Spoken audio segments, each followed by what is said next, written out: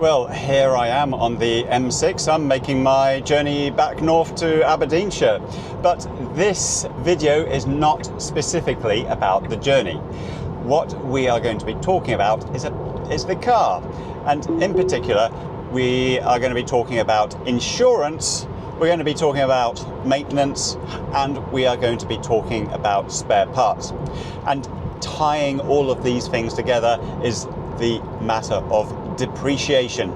Now, why am I talking about all of these things? Well, the day after I completed my last journey up to the south of England, I received my insurance quote. So we're going to be heading into Sharnock Richards services in just under 2 miles, and we're going to talk about insurance in a little bit more detail.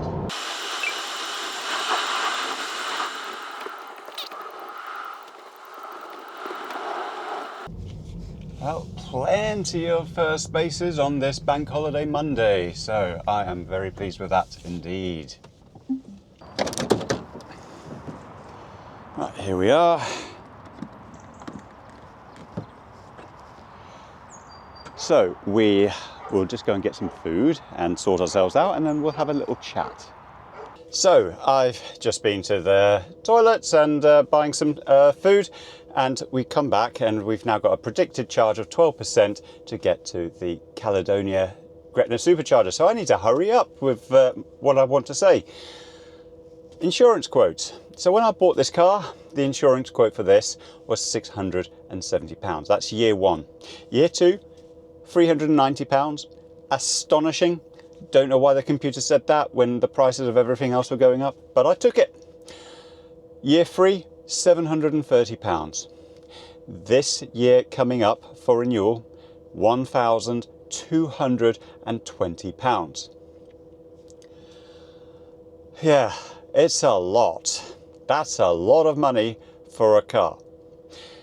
And some people have said, yeah, other supercars have gone up in price a lot. And I will say my home insurance prices have gone up similarly. They used to cost £270 before, during the pandemic, and before, now it's £570. So the question is, do we have a Tesla problem, or is this just a general car insurance problem? So what I did was I had a look at some reference points. I had a look at my old car as a starter. So my previous insurance premium was about £315, many boxes ticked. And now on those same terms, it's £390. So it hasn't almost doubled in price. It's gone up by about 25% or thereabouts, and that's probably the insurance average. So then the question is, it's not a specific insurance problem, is it an electric car problem? Well, I had a look at another car. It was the MG4 Trophy extended range. That has a 323 mile WLTP range. Very comparable to a Volkswagen Golf in terms of overall size, and it's got long legs for driving long distances. I'm going to talk about that car later on in the video, but in that quote, I got a quote for £580. So it's more expensive than a Volkswagen Golf, but it's a lot cheaper than a Model 3 long range. Had a look at a quote for some other cars as well. BMW 3 Series, 3 litre diesel, 6.1 second 0 to 60 time. I didn't look at the M3, but I looked at the diesel. That was £760, and a Model 3 standard range car is £975 on the same terms. So it's expensive. My big fear is that the price will jack up again next year. I had a look on those same terms at other insurance offerings from different companies. I went to Admiral, I went to LV, I went to Aviva, I went to Hastings Direct, and I also got U-Switch comparison. I could get cheaper if I went and had a black box fitted. I don't want a black box fitted. And I'm sure the insurance premium will jack up the moment you go 1 mile an hour above the speed limit and all of that kind of stuff. And with the proliferation of ever lower and lower speed limits everywhere, that's going to become more and more hazardous. So no black box. I'm not accepting that. What I found was that my existing provider, which is Direct Line, they were still the cheapest provider by a long way. So I managed to pull some levers, and I didn't get the quote reduced on the same terms, but I did get it reduced on other terms. So I increased my voluntary excess from £250 to £500. That reduced the premium by £180, which kind of raises the question, well, what's the point in having an excess in the first place if it's reduced by quite a lot? That seems to be a computer says weird things. If you go to Admiral and you do the same trick, your premium only goes down by 30 quid. The next thing I did was I reduced my mileage from 15,000 miles to my actual mileage, which is more like 13,000 miles. That reduced it a bit. So finally, the last thing I did was that I removed business use. So I had a number of mileage claims from last year. It only added up to about 200 miles worth of mileage claims. So I removed the business use. So now it's social, domestic, pleasure and commuting only. So driving to a customer's site, not included in the insurance quote. And to be quite frank, when the tax-free mileage rate is only 45p a mile and many businesses will still apply that mileage rate, it's not worth driving a private car for company purposes. You're better off using taxis and trains and just getting that reimbursed. You're not going to suffer quite such a hard loss. So that was my experience of getting the price down. I managed to get it down from 1220 down to £791. I think that's a good result. So now I've got a predicted charge of 23% at Gretna Supercharger, Calendonia Park. We're going to head off there now. Well, gonna have to say I arrived here with 9% charge remaining after driving just over 200 miles from my mum's house. Charged up now to 66%, 25-minute charge time, so not bad. And you know, that's a version 2 supercharger, so very pleased with that. But time to get on the motorway.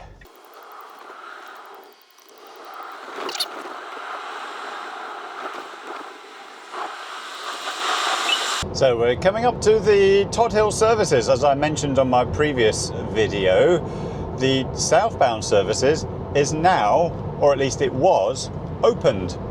Literally about 2 days after I did this journey. It's closed for the time being, as you can see, but it's now on the map, and I'm sure they'll get it reopened very quickly. We are heading to Calendonia Park, which is also a very new Tesla supercharger. Now, I want to talk about a little bit about insurance. I want to tie it into the issue of spare parts. I think there is a very specific Tesla problem with insurance. 2 years ago, I had a long crack in the windscreen over there. It took 8 months to get that windscreen replaced. If I was unable to drive my car because the crack extended into this area, I would be without a car and I would have to activate the courtesy hire car stage of my insurance, and that would cost me 8 months worth of hire car in the year 2022 for a Vauxhall Corsa, not even a Tesla Model 3. That would have cost me £100 per day. So for 200 days, that would cost me £20,000 going off the commercial hire car rates. That is one of the things which I think is affecting the cost of insurance for Tesla vehicles. You just can't get the spare parts quick enough. Now, if we rewind the clock 17 years, I had a completely smashed windscreen. A pheasant went into my Vauxhall Corsa, and I was stranded by the side of the road. I simply couldn't drive any further. Now, at the time, Autoglass got that windscreen replaced in 3 hours. And Tesla and Autoglass, I went through Autoglass first for this windscreen, they took 8 months. And eventually I got the insurance company to agree to go with Tesla, and Tesla still took 6 weeks to get that replacement glass fitted. And when I spoke with Autoglass, they basically said normally they have the license to produce glass windscreens from other auto manufacturers, but not Tesla. So Tesla have to supply all the glass. That's Tesla's policy. They haven't given a license to Autoglass. And it was, of course, the year 2022. They had lots of lockdowns in China, so you could probably forgive it. You could probably forgive Tesla for that to an extent. But it's now 2024. We've still got these astonishingly expensive insurance quotes, and this is where I want to talk about spare parts. But before we talk about spare parts, let's just see what the route to Calendonia Park looks like.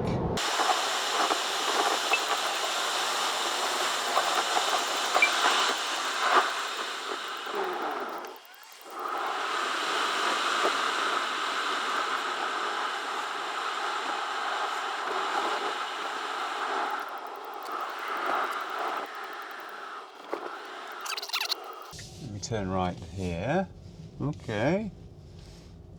Bit of a convoluted way of doing things, but I suppose that works. Right, so we've got plenty of choice. I think there's 8 chargers available according to the map. So version 4 superchargers. And we'll sort ourselves out now. Plenty of shops here for those who are interested in shops. So it's a sort of pedestrian street behind the car park. So it's a kind of similar to Trentham Gardens in that regards, in terms of a place to stop. So quite interesting. But I think this is a better place to stop if you want to stop a long time compared to the Gretna services. And, you know, really the penalty in terms of driving time compared to Gretna services really is very small indeed. So, of course, the other reason to go to Calendonia Park is that it's cheaper than the Gretna services supercharger. It's at the moment 34 pence per kilowatt hour, and you're paying about 44-ish pence per kilowatt hour on the main motorway services. So going back to spare parts. 1 year later, I got my lower control arm joints replaced because of squeakiness. I've mentioned that before. It took 4 weeks for an appointment to show up. And 4 days before the appointment, they postponed the appointment, and eventually it took 6 weeks for those lower control arm joints to be replaced. And if I had a Volkswagen Golf, when I take it in for a service, it would be booked into a garage, and it would be either this week or next week with just a regular service. If they found anything wrong with it, it was typically repaired on the same day or on a next day basis. So Tesla cannot do same day or next day spare parts replacement, which is liable to keep your car off the road, and that is not acceptable. It's not acceptable for me. It's not acceptable for the insurance companies, and the insurance companies have discovered this feature of Tesla's, and of course the prices have gone up by a lot. And my fear is that they will continue to go up, and this, in my opinion, is hurting Tesla's brand. What do I think is going to happen? Will they get their act together? Why are they doing this? Those are all good questions. Personally, I think that management is just simply overwhelmed, but there isn't any proper direction from the top of the company in relation to the provision of spare parts and good service. Elon Musk once famously said, "The best service is no service. Our cars don't break." And That can be taken the wrong way. I think what he really meant was the best maintenance is no maintenance. I agree with him on that one, but we're not there yet. Cars do break. Teslas do break. They might have far fewer spare parts than a combustion engine car, but you still got wheel assemblies, you still got steering, you still got suspension, you still got brakes. And those are the things which get replaced the most often on a regular car anyway. So the question is going to be, what can we do about it? And the answer has come partially from Tesla. They have released their service manual in full on the internet. You don't even need to be a garage with a Tesla account in order to see it. I can have a look at it, and indeed I had a look at it in relation to the maintenance of brakes. And one of the things that has appeared in the owner's manual is that they tell you need to lubricate the brake calipers every 12,500 miles. That didn't exist in the manual when I bought the car, but it does exist now, and that's a function of all the experience they've accumulated in that time. So in the service manual, that's different to the owner's manual, you have the ability to have procedural steps on how to service your brakes in terms of lubrication. And you've got many other aspects in that service manual which can be used to by any garage. So my plan is going to be to take my car not to a Tesla service centre, but to take it to my local garage at Pitmackie and ask them to service the brakes. And hopefully they will find the service manual to be acceptable. By the way, top tip, there is a procedure for MOT testing on their website as well on Tesla. Print that out, give it to your local garage. It will answer all of their questions. I think we need to navigate to a supercharger now. I'm on 54% and I've just been doing nothing but toilet and talking. So if we go to Larkhall, let's go there, see how far we need to charge up. And we've got enough charge. So now I've got not enough time to be talking anymore. So we will get on the road and we'll talk a little bit more on the road on the way out to the motorway. Okay, so we were stopped for 14 minutes. Yeah, surprisingly busy Gretna village, gonna have to say. There's a lot of traffic.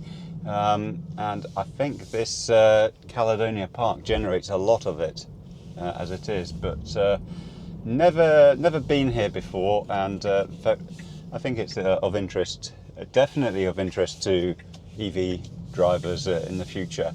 I think that site's going to be expanded a lot. So one of the things I want to just simply say is that Larkhall is going to be my last charging stop. I'm not going to stop at Perth, and the reason I'm stopping at Larkhall is because Perth is now open to non-Teslas, and Perth has historically, on certain times, it can get busy and you can end up with your charging speed reduced in half. But by stopping at Larkhall, I think I only need to charge up to 80%, and then I can make it non-stop all the way back to my house.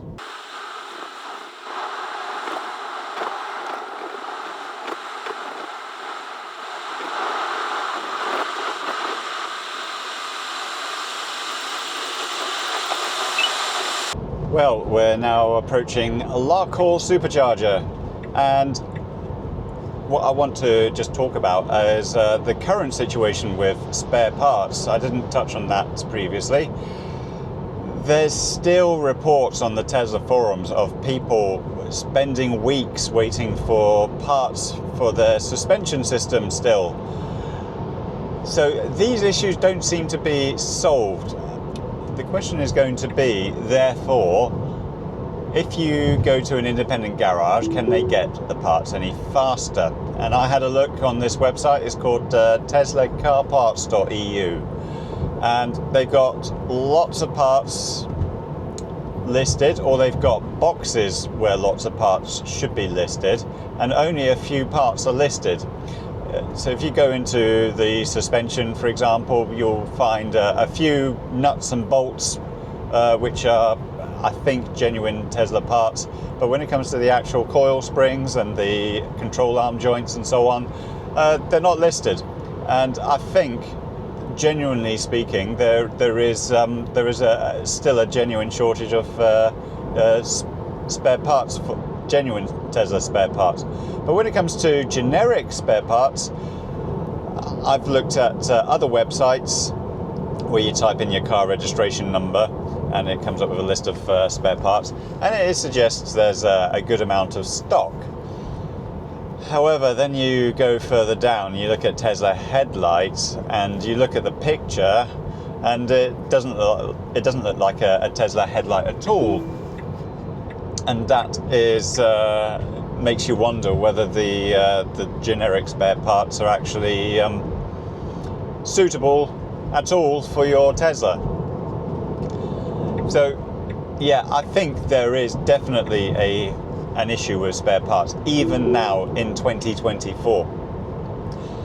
But we're coming up to Larkhall. I want to tie all of these discussions about spare parts and maintenance and insurance quotes together with a discussion about depreciation.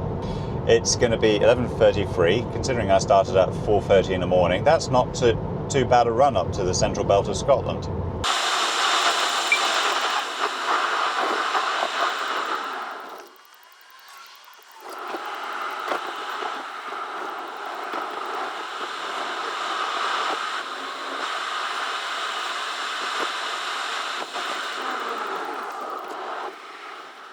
So, quite a few more cars this time round, but still a few Teslas, still a few spaces available. Right, time for lunch. So, I've had a tiny amount of lunch, and I haven't even been here for 10 minutes. I've got 5% predicted charge for home, so I've got a little bit of time to have a chat about depreciation. Well, depreciation is merely a matter of the balance between supply and demand. 2 years ago, my Tesla Model 3 sold second-hand was worth almost the same as what it was brand new, simply because there was a big shortage of supply. But now we've got a good supply of Tesla Model 3s. Before the pandemic, Tesla Model 3s and Model S's were known to hold their value very, very well. 3-year-old cars, for example, were known to depreciate only about 10 or 20%. That was really good, and I'm going to have to say, rather foolishly, I based a lot of my purchase decisions on the Model 3 based on that depreciation rate. But as it turns out, well, reality and history paints a different story. These depreciate just like any other car. And the thing is, though, is that balance between supply and demand is influenced by other factors, such as the price of insurance and the availability of spare parts. And it all comes down to spare parts availability and, of course, reliability. Now, Teslas are known to be very reliable cars, but that time to repair matters to everybody who owns a Tesla, and it matters to everybody who insures a Tesla. And they haven't got their act together on that, sadly. So that then raises the question, what other cars are available? And it circles back to my discussion at the end of my last video about having a £30,000 car which could fulfill this 600-mile challenge. I think I found the car in question. It's an MG4 Trophy Extended Range Edition. 321 miles WLTP range, list price of £36,500. Now you might be thinking to yourself, Anthony, why would you buy a car with a list price of £36,500 when you can spend just £2,500 more and get a Tesla Model 3 standard range? You're quite right, except for one thing. No one ever buys a car at a list price. So I went on to CarWow and I looked for this car. I got 4 offers, and the best offer for that car was £29,995. That was with the MG Bristol dealership, and that was on a PCP offer. I think we found a £30,000 car which could do this journey.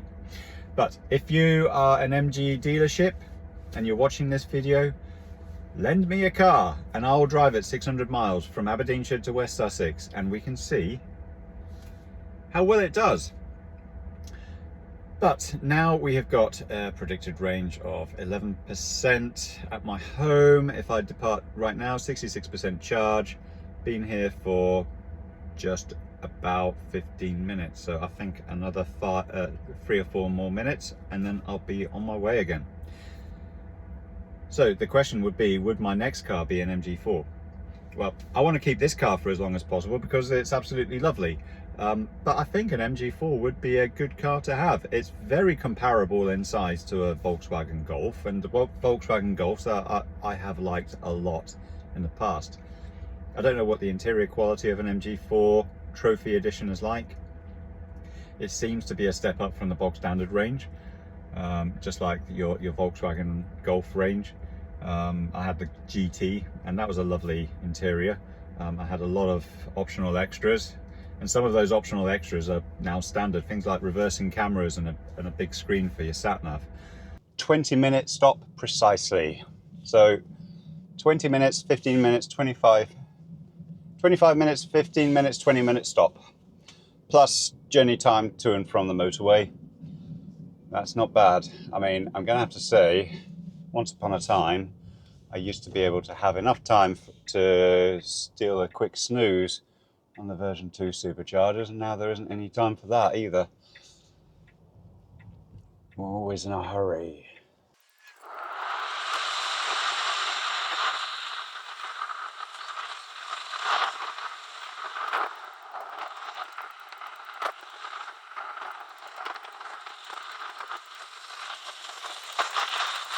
Well, I am nearly home, and in spite of the fact that I had a very quick stop in the supermarket, this is going to be a record run. It's going to be 10 hours and 28 minutes by the time we get home, even with this traffic that we have in front of us. If I didn't stop at the supermarket, we would have had 10 hours and 20 minutes as the overall journey time door to door. And that is really very impressive. We've had free-flowing traffic all the way up from the south of England on this day today. So I am very, very pleased indeed. So yes, this car is absolutely fantastic, but the organisation which supports it, not so much. And I will admit, I am anxious about whether this car will fail. And if it does fail, I really don't know what I'm going to do. People in the past who bought Tesla cars, they were rich people, they had other cars. I don't have the luxury of having another car to fall back on if this car fails. And many people are in the same boat. And I think Tesla do need to grow up when it comes to supporting these vehicles properly and having same day or next day service when it comes to parts which are broken, especially for things such as suspension and wheel assemblies and brakes. So that's it as far as this video is concerned. Next videos, I still want to talk about the price of electricity. I think it's an important subject to discuss at least once a year. I've also got a holiday coming up in Munich and Innsbruck, and I'm not too sure whether I'm going to be filming that one, but if I do, you'll be sure to know about it. So I'd like to thank you all for watching, and I'll talk to you again very soon.